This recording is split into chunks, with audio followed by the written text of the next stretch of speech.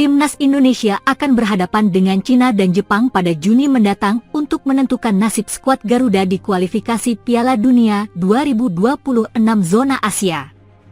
Dengan kemenangan melawan Cina, Timnas Indonesia berpeluang untuk lanjut ke babak keempat kualifikasi.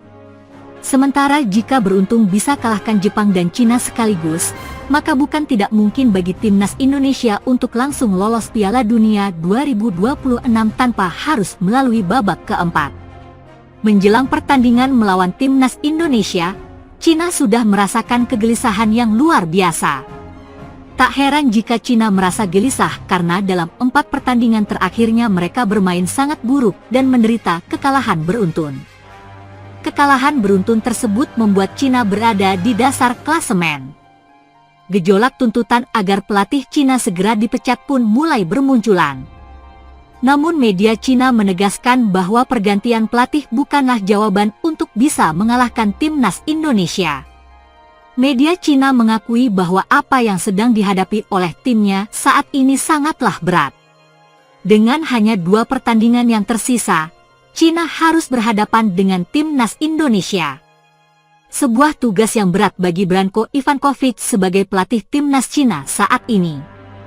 Andaikan diganti pun, menurut media Cina, tak ada pelatih di dunia ini yang sanggup meraih hasil yang positif dalam waktu yang begitu singkat. Mustahil Cina bisa menang lawan Timnas Indonesia dan Bahrain meski sudah dilatih oleh pelatih terkenal di dunia. Dalam keadaan seperti itu, tidak ada pelatih terkenal yang dapat menjamin bahwa ia dapat memimpin timnas meraih 2 kemenangan berturut-turut dan mendapatkan 6 poin dalam 2 kualifikasi Piala Dunia, tulis media Cina, Sohu. Oleh karena itu, kemungkinan besar PSSI-nya Cina tak akan mengganti pelatih jelang pertandingan penting melawan Timnas Indonesia. Jadi, Asosiasi Sepak Bola tidak ingin main-main lagi dan bersiap untuk terus mempercayai Ivankovic. Ivankovic terus menjabat sebagai pelatih kepala tim nasional sepak bola Tiongkok, dan ia akan membuktikan kemampuannya lagi. Ivankovic sendiri merupakan pelatih yang sangat mumpuni dan pernah membawa timnya meraih juara di Liga Kroasia, tulis media Cina, Sohu. Selain itu, kemampuan kepelatihan Ivankovic sudah diakui, mungkin karena ia melatih di Liga Iran. Ivankovic memimpin klub Iran itu memenangi kejuaraan Liga selama 3 kali berturut-turut, yang membuatnya mendapat gelar pelatih kepala terbaik. Singkatnya, Ivankovic pasti sangat cakap, kalau tidak, dia tidak akan melatih di Liga Iran selama bertahun-tahun, lanjutnya.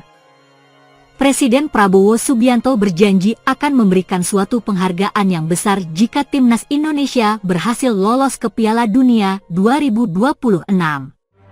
Namun Prabowo menyebut tantangan Timnas Indonesia tidaklah ringan. Prabowo Subianto kembali menunjukkan komitmennya terhadap kemajuan dunia olahraga nasional, khususnya sepak bola. Dalam sebuah pernyataan yang disampaikan dalam acara pertemuan dengan komunitas olahraga nasional di Jakarta, Prabowo menyatakan bahwa dirinya akan memberikan bonus besar kepada para pemain dan staf tim nasional Indonesia jika mereka berhasil meloloskan diri ke putaran final Piala Dunia FIFA. Saya tahu bagaimana rakyat Indonesia mencintai sepak bola. Dan saya juga tahu bagaimana perjuangan para pemain kita, pelatih, dan seluruh staf untuk mengharumkan nama bangsa. Jika timnas berhasil lolos ke Piala Dunia, sebagai presiden, saya pastikan mereka akan mendapatkan apresiasi luar biasa, termasuk bonus besar yang layak untuk pencapaian sebesar itu, ujar Prabowo. Pernyataan itu muncul di tengah meningkatnya performa dan ekspektasi terhadap skuad Garuda, yang belakangan ini menunjukkan grafik perkembangan yang menjanjikan. Setelah tampil impresif dalam kualifikasi Piala Dunia zona Asia dan berhasil mengimbangi beberapa tim kuat di kawasan tersebut, optimisme publik terhadap peluang timnas untuk tampil di Piala Dunia semakin tinggi. Komitmen terhadap sepak bola sebagai alat pemersatu bangsa. Dalam kesempatan yang sama, Prabowo juga menekankan bahwa sepak bola bukan hanya soal pertandingan, melainkan juga alat pemersatu bangsa. Menurutnya, sepak bola memiliki kekuatan besar untuk menyatukan masyarakat Indonesia yang majemuk, dari Sabang sampai Merauke, dari berbagai latar belakang etnis, agama, dan budaya. Kita sering melihat bagaimana euforia sepak bola mampu menyatukan seluruh rakyat. Ketika timnas bertanding, seluruh rakyat bersatu memberikan dukungan. Ini aset sosial yang sangat besar. Maka sudah seharusnya negara hadir, mendukung penuh, dan menciptakan ekosistem olahraga yang profesional dan adil, tegasnya. Rencana besar untuk reformasi sepak bola nasional. Lebih jauh, Prabowo mengungkapkan bahwa di bawah pemerintahannya nanti, pembenahan sistem olahraga, termasuk sepak bola, akan menjadi bagian dari agenda prioritas. Ia menyoroti pentingnya pembinaan usia dini, modernisasi infrastruktur, serta transparansi dan profesionalisme dalam manajemen sepak bola. Kita harus membangun sistem yang kuat dari bawah. Sekolah-sekolah sepak bola harus didukung. Talenta muda harus dibina secara berkelanjutan. Klub-klub daerah harus diperkuat. Dan federasi harus dikelola secara bersih dan transparan, ungkapnya. Ia juga menyinggung rencana kerjasama dengan negara-negara yang memiliki sistem sepak bola maju, seperti Jepang, Jerman, dan Belanda, untuk mendatangkan pelatih, pakar teknis, serta memberikan peluang pemain muda Indonesia untuk belajar dan berlatih di luar negeri.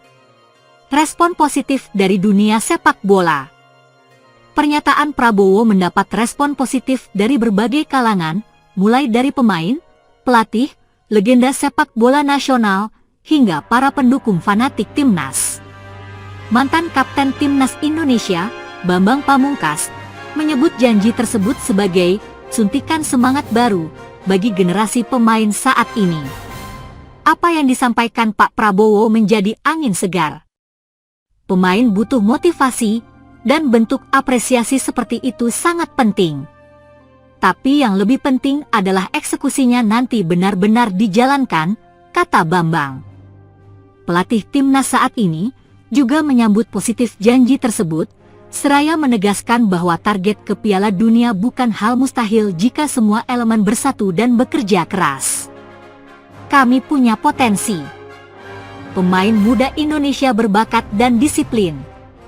Dengan dukungan yang tepat dari pemerintah dan masyarakat, saya percaya Piala Dunia bukan mimpi, ujar Patrick.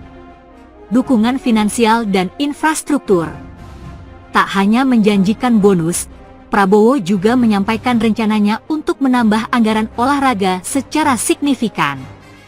Dalam draft awal program kerja pemerintahannya, terdapat alokasi khusus untuk pembangunan stadion berstandar FIFA di beberapa daerah, peningkatan gaji pelatih dan pemain di level nasional, serta program pelatihan untuk wasit dan tenaga pendukung lainnya. Selain itu, pemerintah juga akan menggandeng sektor swasta untuk menjadi sponsor utama Liga Nasional dan kompetisi antar provinsi, guna menciptakan iklim kompetisi yang sehat dan berkelanjutan. Harapan publik meningkat. Masyarakat luas menyambut pernyataan Prabowo dengan harapan tinggi. Media sosial ramai dengan tagar Garuda menuju Piala Dunia dan bonus dari Prabowo yang menjadi trending dalam hitungan jam. Banyak warganet menyatakan dukungannya sekaligus mengingatkan pentingnya realisasi janji tersebut. Kalau benar janji bonus ini ditepati, pasti jadi pemicu semangat luar biasa buat para pemain. Tapi jangan cuma janji, realisasinya nanti yang dinanti, tulis salah satu akun. Janji bonus besar dari Presiden terpilih Prabowo Subianto kepada Timnas Indonesia jika berhasil lolos ke Piala Dunia adalah sinyal kuat bahwa olahraga, khususnya sepak bola, akan mendapat tempat penting dalam pemerintahan ke depan. Lebih dari sekedar pencitraan, komitmen ini akan diuji oleh konsistensi kebijakan, anggaran, dan dukungan nyata terhadap semua elemen dalam ekosistem sepak bola nasional. Dengan semangat baru dan dukungan dari pucuk pimpinan negara, Indonesia kini tak lagi sekadar bermimpi tampil di Piala Dunia. Harapan itu kini mulai terasa nyata, menyulut semangat seluruh anak bangsa untuk bersatu di bawah satu panji, Garuda di dadaku.